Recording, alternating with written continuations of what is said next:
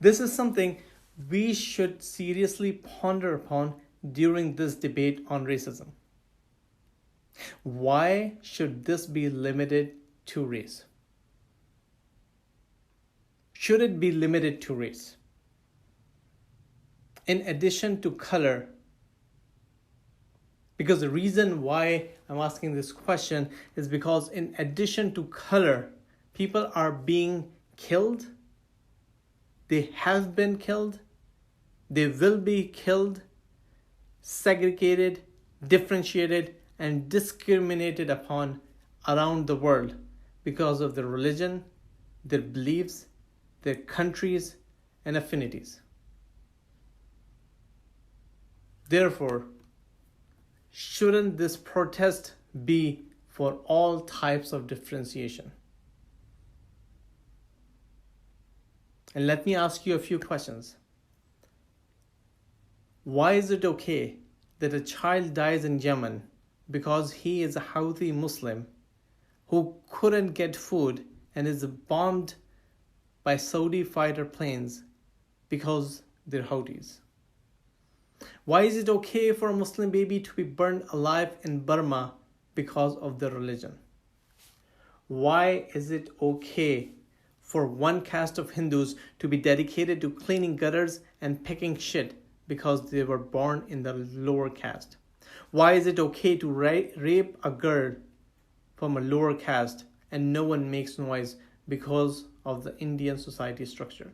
Why is it okay for people in the West to throw their full plates of food into garbage because they took too much in a buffet, while children in Africa and Haiti eat sand biscuits, literally biscuits made of sand, literal sand, I'm not even kidding, this is literal sand, and dried in the sun?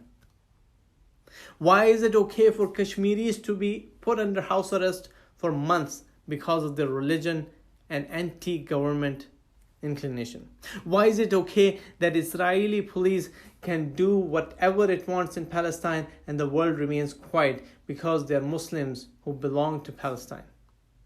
Why is it okay for China to place Muslims in concentration camps and harvest their organs because they're Muslims? Why is it okay that Muslims are segregated under the Modi Indian government because of their religion? Why is it okay for dead bodies of Shia Muslims to lie on the roads while the government keeps quiet because they're Shia Muslims? Why is it okay for Saudi Arabia and UAE to segregate Shia Muslims from workforce because they are a different sect of Islam?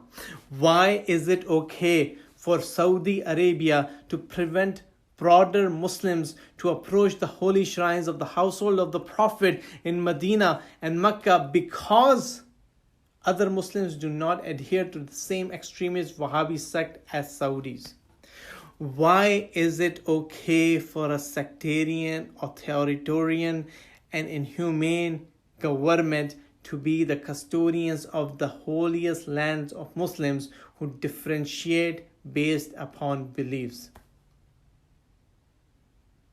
Why is it okay that we focus on race as a source of differentiation in the United States, while the broader world, the entire humanity, suffers from discrimination, segregation, differentiation, even being subject to murder and killing because of color, race, religion, beliefs, culture, and affinities?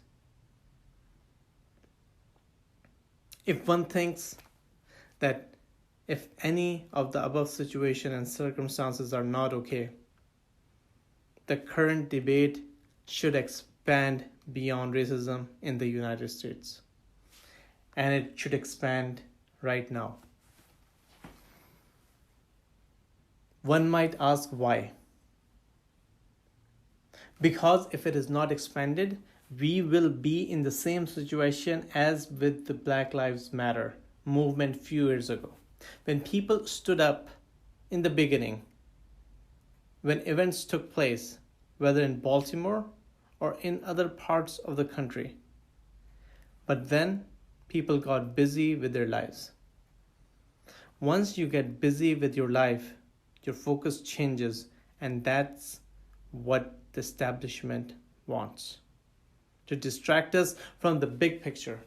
If this grand opportunity is lost, the smaller changes will be ignored and or the distractions of humanity between the developed world and the underdeveloped societies will become even more pronounced. Because some changes will be enacted in the developed world while the developing countries will see even more troubles, difficulties for the people who live over there.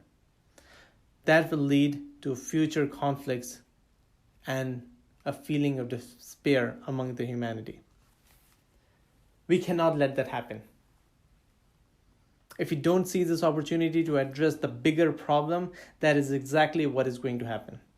And no one in the world can take on this big task than the people in this country.